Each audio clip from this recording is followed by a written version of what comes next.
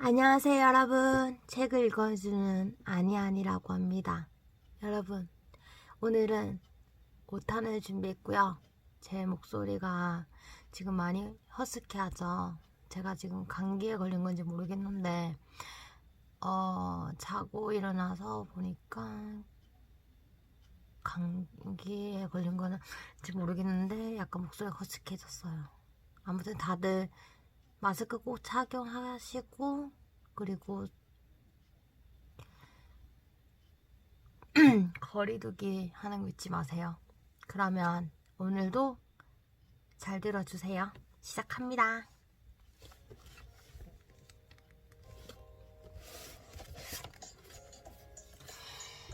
제목, 가장 모모하는.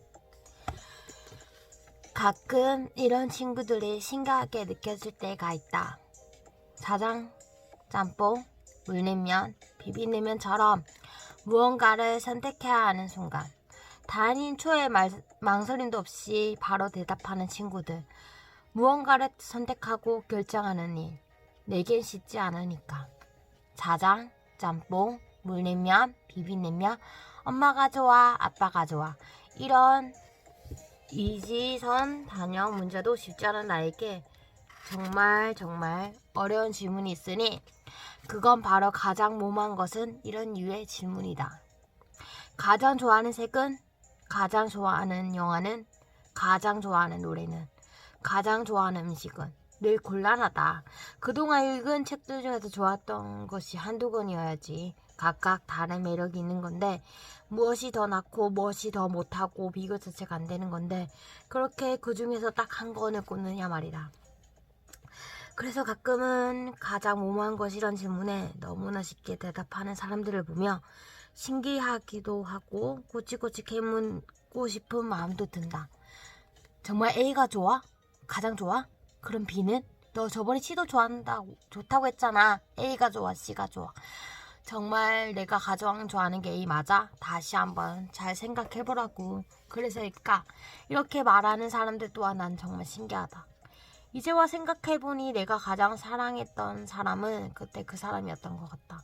그럼 다른 사람들은 사랑에도 크기란 게 존재하고 조절이 가능하고 그렇단 말이야. 누군 덜 사랑하고 누군 덜 사랑하고 그런 게 가능해? 다 그 순간에는 진심으로 사랑한 게 아니고 가장 미련이 많이 남는 사랑. 지금도 이따금씩 종종 가장 많이 생각하는 사랑. 가장 상처가 많았던 사랑. 가장 추억이 많았던 사랑.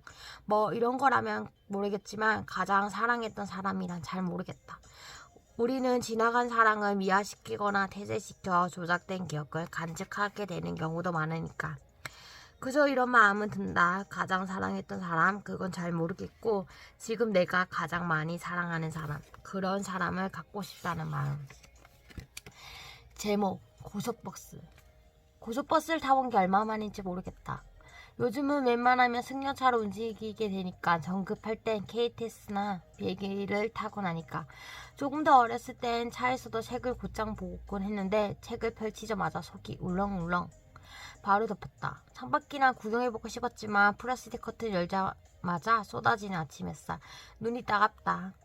커튼마저 도로 닫고 하니 할 일이 없다. 가방에서 주섬주섬 이어폰을 꺼내 귀에 꽂고 눈을 감았다. 잠이 안 온다. 아침부터 먼 길을 가야 한다는 부담감에 지난밤 일찍 잠자리에 들었더니 잠도 안 온다. 그래도 할 일이 없으니 눈을 뜨지 않는다. 눈을 감고 이어폰에서 흘러나오는 노래 가사를 따라다녀 보는 일도 이내 질린다. 그랬었을까? 내 머릿속 오랫동안 닫혀있던 서랍들이 제 멋대로 마구 열리기 시작한 것. 일탈에 대한 동경을 품고 있었던 학창시절. 지금 생각해보면 기억도 안 나는 이유로 가출을 결심. 친구와 고속버스 타고 바다를 보러 갔다가 하루도 못 견디고 집에 돌아왔더니, 그래서 아무도 내가 가출을 했다는 것을 몰랐던 그 일. 대학 1학년 여름방학 때였나? 방학이라 고향으로 내려간 친구가 갑자기 보고 싶어 연락도 없이 고속버스에 올랐는데 터미널에 도착해 전화를 했더니 친구는 그날 서울에 갔다고 해서 낯선 그 도시의 거리를 홀로 걸었더니, 시끌벅적했던 MT가는 고속버스 한 풍경. 깜깜한 밤 처음으로 차려입은 검은 정장, 아버지 잃은 친구 생각에 고속버스 안에서 눈물을 훔쳤던 기억. 이런저런 추억들이 마구 뒤엉켜 미소 짓다 실란해하다 그러다 잠이 들었던 걸까? 눈을 떴을 때 여전히 고속버스의 흔들림이 내 몸으로 전해져 왔다. 여전히 플라스틱 커튼 사이를 비집고 햇살이 들어오려 하고 있었고 여전히 내 귀에는 음악이 흘러나오고 있었다. 그런데 왜 그때 나는 내 옆자리로 시선을 옮겼던 걸까? 분명 비어있는 그 자리에 마치 누군가 있었던 것 같은 느낌. 나는 꿈을 꾼 것일까? 아니면 제멋대로 열리고 있던 내 머릿속 서랍들이 또 한 번 열렸던 것일까? 마치 누군가가 있었던 것 같다. 내 옆 한쪽은 안 엎긴 누군가가, 내 어깨에 기대 잠을 자고 있던 누군가가, 이제는 다시 만날 수 없는 그 누군가가. 제목, 굴곡이 심한 거울. 굴곡이 심한 거울. 거울이라 하면 있는 그대로 모습을 비춰야 하는 건데 그 거울은 그러지 못했다. 울퉁불퉁 지나치게 굴곡이 심해서 그 거울 앞에 서면 자신의 얼굴이 온통 찌그러져 보였기에 남자는 그 거울이 싫었다. 하지만 남자의 부인은 그 거울을 보자마자 한눈에 반해버린다. 그리고 한눈에 미소를 지으며 이렇게 말한다. 이게 바로 나야. 모두가 거짓말해도 이 거울은 그렇지 않아.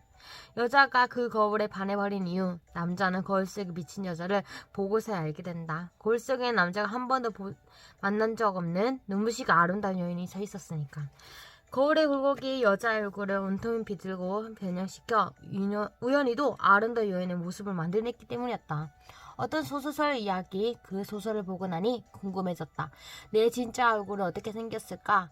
수없이 많은 타인의 내 얼굴은 내 눈으로 지져보며 살아가지만 우리는 죽을 때까지 단 한 번도 내 진짜 얼굴을 볼 수 없다. 거울에 비친 내 얼굴, 사진에 담긴 내 얼굴만을 만날 수 있을 뿐. 하지만 거울마다 내가 좀 더 멋져 보이기도 하고 못나 보이기도 하고 날씬해 보이기도 하고 살쪄 보이기도 하고 차이가 있다. 사진도 마찬가지. 내가 정말 이렇게 생겼단 말이야. 사진 속 낯선 내 얼굴은 놀 때도 많으니까. 그래서 이런 궁금증이 생긴 거다. 내 진짜 얼굴은 어떻게 생긴 걸까? 그리고 이어진 또 하나의 궁금증. 진짜 나라는 아이는 어떤 아이일까? 끝없는 자기 합리화 혹은 자기 비하. 그것이 쏙 빠져버린 진짜 내 모습. 쉽지 않을 것 같다. 그런 진짜 나를 만나느니. 자기 자신을 객관적으로 바라보고 판단할 수 있는 사람은 그리 많지 않을 테니까. 제목. 결국 이렇게 대놓고 마는 건가? 벌써 몇 번째 같은 줄을 반복해서 읽고 있는지 모르겠다. 안 되겠다. 결국 책을 덮고 영화를 보기로 결정한다. 영화는 이미 30분쯤 흘러갔는데 도무지 무슨 내용인지 모르겠다. 이럴 때 볼만한 영화가 아닌 거다. 좋은 영화를 그렇게 흘려보내는 게 아까워 정지 버튼을 누르고 만다. 책장으로 다가가 정말 우울할 때 보려고 아껴뒀던 만화책을 꺼낸다. 열 몇 페이지쯤 읽었을까? 벌써 몇 번이나 푸앗! 웃음을 터뜨릴 만한 장면이 지나갔건만 안 되겠다. 만화책도 다시 책장에 가져가 꽂는다. 쉴 수 없이 제멋대로 꽂혀있는 책들 정리하기로 마음먹는다. 부산스럽게 책장놀이를 하고 있는데 무언가를 찾으러 내 방에 들어온 동생이 갑자기 왜 안 하던 짓을 하고 난리야 라는 눈빛을 던지고 나간다. 갑자기 안 하던 짓을 해서 그런가 또 이내 질린다. 휴대폰을 찾아 여기저기 연락을 하다 시간이 많은 친구가 만나기로 한다. 하다만 책장더니도 지저분해져 있는 방을 그대로 둔 채 옷을 챙겨 입고 나가려는데 그런 거치 하는 눈빛으로 동생이 쳐다본다. 친구의 술자리 역시 별 재미가 없다. 똑같은 패턴의 의미 없는 이야기와 농담하는 주고받다 헤어진다. 어설프게 마신 술에 아쉬움이 들어 편의점에서 맥주 몇 캔을 사 한 손에 비닐봉지 한 손에는 휴대폰을 들고 집을 향하는 길. 휴대폰을 열었다 닫았다 휴대폰을 열었다 닫았다. 그러는 사이 벌써 집에 도착해버린다. 문을 열까 말까 잠시 망설이다 놀이터 쪽으로 발길을 옮긴다. 벤치에 앉아 맥주캔을 따고 한 모금 마시려는데 춥다. 추워도 너무 춥다. 휴, 내 입에 설려나오는 긴 한숨에 입김이 한가득 따라 나온다. 긴 하루를 겨우 끝마쳤구만. 겨우 이렇게 되고 막는 건가? 휴대폰 열어 전화를 건다. 나야. 한쪽으로 기울져 있는 우리의 관계가 다시 한번 직면되는 순간. 미안해. 어쩌면 이제 더 이상 나를 상하지 않는 너를 향해 내뱉는 나의 사과. 제목 엄마 마음. 너 언제까지 그렇게 살래? 이전 거 왜 안 해? 이제 막 결혼해서 신혼재미에 풀 빠져 있을 때는 나를 한없이 얌스러운 눈길로 바라보며 이렇게 말하는 친구들. 하지만 부부싸움이라도 한번 하고 나면 꼭 결혼 빨리 해서 좋을 거 하나도 없다. 너는 가능한 한 늦게 안 하고도 잘 살 수 있으면 안 해도 되고 나는 내가 정말 부럽다. 아니 나는 가만히 있는데 왜들 그러시는지. 언젠가 한 번은 라식 수술을 한 친구에게 나도 한번 해볼까 지나가듯 말했는데 만에 하나 발생할 수도 있는 부작용들을 줄줄줄 읊어주더니만 그냥 너는 하지마 혹시 모르잖아 이러는 거다. 너는 했지 않냐? 너는 별 부작용 없이 잘 지내고 있지 않냐? 왜 나는 하지 말라는 건데 뭐 이런 식으로 따져물었더니 혹시 모르잖아 이게 다 엄마 마음이야. 그러고는 자신의 말이 스스로도 웃겼는지 한참 웃던 친구. 내가 꼭 결혼하고 싶다거나 라식 수술을 하고 싶다 뭐 그런 건 아닌데 난 참 그런 유의 이야기들 싫다.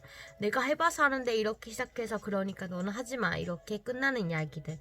모든 일에 장단점이 있는 거고 모든 일에 고비도 있고 힘든 점도 있다는 거 나도 모르는 거 아닌데 내가 해봐서 알아 그러니까 너는 하지마. 심지어 본인은 그 일을 하면서도 혹은 했으면서도 잘 살고 있으면서 고생문이 허네. 내가 해봐서 알아 그러니까 너는 하지마. 나도 안다. 일이 그릇될 수도 있다는 거. 실패할 수도 있다는 거. 지금보다 더 힘들어질 수도 있다는 거. 하지만 그럼에도 그건 내가 해봐야 하는 거 아닌가? 실패를 하든 성공하든 내가 원하는 것이라면 해보고 후회를 하더라도 내가 해봐야 하는 거 아닌가? 많은 사람들이 말렸던 일을 덜컥 저지르고 만 친구가 있다. 그 친구의 블로그에는 이런 글이 적혀있다. 언제까지 상상만 하고 있을 수 없지 않은가? 내가 해봐야 하는 거다. 흥야 나중에 거봐 내가 뭐랬니? 이런 이야기를 듣게 된다 할지라도 정말 언제까지라도 상상만 하고 있을 순 없는 일이니까. 제목 노잼 노 스트레스. 남자는 아무 죄가 없다. 잘 지내지? 다만 툭 그냥 안 부러물었을 뿐인데 아니 그럼 내가 못 지내길 바라는 게 뭐야? 에이 짜증나. 버럭 화내는 여자. 그리고 떠오르는 카피. 노잼 노 스트레스. 어떤 보싸 용지 광고. 요즘 나는 그 광고만 보면 웃음이 난다. 생일 축하합니다. 깜짝 생일 축하 받을 여러 후배들에게 지금 장난해? 나이 먹었다고 놀리는 거야 뭐야? 에이 짜증나. 버럭 화내는 선배. 그 광고 효소편 역시 나를 웃게 했다. 누구에게나 그런 순간이 있으니까 누구든 건들기만 해. 어디 한 명 건들기만 해. 짜증과 스트레스 견디는 못해 누군가에게 핫플레이라도 하고 싶은 순간. 괜찮아라고 물어보는 상대에게 안 괜찮으면 어쩔 건데. 짜증내고 싶을 때. 무슨 일 있어? 라고 물어보는 상대에게 왜? 무슨 일이라도 있기라도 바라냐? 말도 안 되게 꼬투리를 잡고 싶을 때. 물론 소심한 우리들은 일반적으로 그 말들을 차마 입 밖으로 내뱉지 못하지만 속으론 그런 생각할 때 분명 있다. 반면 이런 순간도 있다. 힘들지? 이 한마디에 눈물이 주르륵. 내가 이렇게 고생하는 거 힘들어하는 거 알고 있었구나. 알아주는 사람도 있었구나. 이런 생각에 말도 안 되게 힘들지? 고작 이 한마디에 눈물이 주르륵 흘러내릴 때. 울 준비는 되어 있다. 이런 제목의 소설도 있었던 것 같은데 아마도 그때 나는 준비가 돼 있었던 건 아닐까? 위로받을 준비, 토닥임 받을 준비, 울어버릴 준비. 하지만 그런 준비가 다 돼 있는 상태에서도 힘들지 이 말에 눈물은커녕 짜증이 버릇날 때도 있다. 힘들다면 어쩔 건데 알면서 왜 물어? 나 힘든 거 다 알면서 그러냐? 결국은 누구냐가 중요한 건 아닐까? 괜찮아. 무슨 일 있어? 요즘 힘들지? 이 말을 건네오는 상대가 누구냐? 그리고 그 말에 얼마만큼의 진실이 담겨있느냐? 위로를 받고도 걱정 섞인 질문을 받고도 영 기분이 개운치 못할 순간들 또한 종종 있으니까.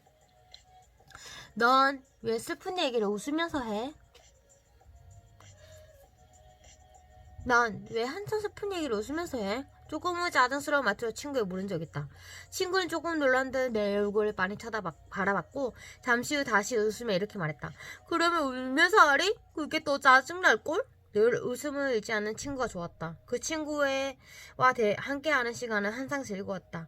누가 대화를 하든 어떤 주제로 이야기를 나누든 유머를 잃지 않는 그래서 결국은 상대를 웃게 하는 그 친구가 좋았다. 굴곡 많은 자신의 인생을 내 인생은 왜 이렇게 실뚜껑 같냐며 히하하하 해서 말하는 친구. 눈물 없이 들을 수 없는 실험단도 결국은 꽁트로 재구성해내고야 마는 친구의 탁월한 능력. 그런데 언젠가부터 친구의 그런 나쁨에 마음에 들지 않기 시작했다. 해도 너무하다 싶을 만큼 고난과 좌절의 연속. 옆에서 바라보는 나까지도 숨이 턱턱 막힐 지경인데 그 상황마저도 웃으며 이야기하는 친구. 너무 속이 상했다. 그래서 조금은 짜증 섞인 말투로 이렇게 물었는지 모른다. 넌 왜 항상 슬픈 얘기를 웃으면서 해? 친구는 그저 웃었다. 그럼 어떻게 하냐? 맞나 울어? 만나 힘들다고 주는 소리에? 그게 더 짜증날걸? 그리고 또 웃어버리는 친구. 물론 엄살이 심한 사람도 짜증스럽다. 별것 아닌 일로 세상이 무너지듯 슬퍼하고 만났다 하면 자기 힘들다는 이야기만 하는 사람 솔직히 짜증스럽다. 그게 엄살이 아니더라도 그래 너 힘든 거 다 안다. 그런 상황일지라도 만날 힘들다. 솔직히 그런 이야기는 계속 듣는 것도 곤욕이고 듣고만 있어도 같이 우울해지는 것도 사실이다. 하지만 슬픈 이야기를 웃으며 하는 친구의 모습도 나 마음에 들지 않았다. 애써 별거 아닌 듯, 애써 아무렇지 않은 듯, 애써 다 괜찮은 듯. 친구의 밝은 모습이 애써의 결과라는 걸 알기에 더 속이 상했던 나. 힘들다는 말 사람을 참 지치게 한다. 입 밖으로 내도 입 밖으로 내지 않아도 지켜보는 사람들까지도 지치게 만드는 말. 그런 말인가 보다. 힘든 말은. 제목 잘 알지도 못하면서 너 그 책 봤어? 국문과를 좋아하는 친구는 이 질문이 세상에서 가장 싫다고 했다. 그 책을 안 봤다고 대답했을 때 너 국문과 나왔잖아 이렇게 이어지는 질문. 국문과 출신은 서점에 있는 모든 책을 다 봤을 것 같다는 편견이 너무 싫다는 거였다. 오빠 공대 출신이잖아. 에이 학교 다니도 공부 열심히 안 했구나. 공대를 졸업한 또 한 친구는 여자친구의 컴퓨터를 고쳐주다 실패했을 때 이렇게 말한 여자친구 모시암이었단다. 그게 영어로 뭐였더라? 일상에서 잘 쓰지도 않는 전문 용어를 물어봐놓고 영문과 나서 넌 그것도 모르냐? 영문과 출신도 별거 없구나. 이렇게 무시한 듯한 눈빛을 보낸 상대가 짜증스러웠다는 또 다른 친구. 한국 사람이라고 국어사전에 있는 우리말 다 아는 거 아니잖아. 아마 그 단어는 미국 사람들 중에도 모르는 사람 많을걸? 영문과 출신의 친구는 답했다. 급변하는 현대사회에서 컴퓨터 기술은 또 얼마나 빠르게 진화하는데 아니 내가 그걸 어떻게 다 아냐고. 공대 출신의 친구는 또 이렇게 말했다. 우리나라에서 하루 평균 출판되는 책이 만화 하스지 빼고도 100권 가까이 된다고. 1년이면 35만 권 이상 출판되는데 아니 그걸 다 볼 수 있는 사람이 세상에 있긴 하겠냐? 이건 국문과 출신 친구가 홍보에서 했던 말. 어떤 영화에 이런 말이 나온다. 나에 대해서 뭘 안다고 잘 알지도 못하면서 딱 아는 만큼 안다고 해요. 아마도 그 영화의 마지막 대사였던 것 같은데 그 대사를 듣자마자 뭔가 통쾌한 기분이 들었다. 하지만 잠시 후 영화 끝나고 엔딩 크레딧이 올라가는데 나의 기분 좀 쓸쓸하게 변해갔다. 잘 알지도 못하면서 딱 아는 만큼만 안다고 해요. 그렇게만 살아도 아무 문제 없는 세상이란 참 좋으련만 그렇지 않을 때가 참 많으니까. 모르는 거 모른다고 했을 때 너 그것도 몰라? 자신이 알고 있는 건 당연히 상대도 알고 있으려 믿는 사람들 또한 세상에 너무 많으니까 그들이야말로 잘 알지도 못하면서. 오늘은 여기까지 할게요 여러분. 오늘도 들어주셔서 감사하고요. 다들 몸조리 잘 하시고 다음에 또 이번엔 6탄에서 만나요 여러분. 안녕.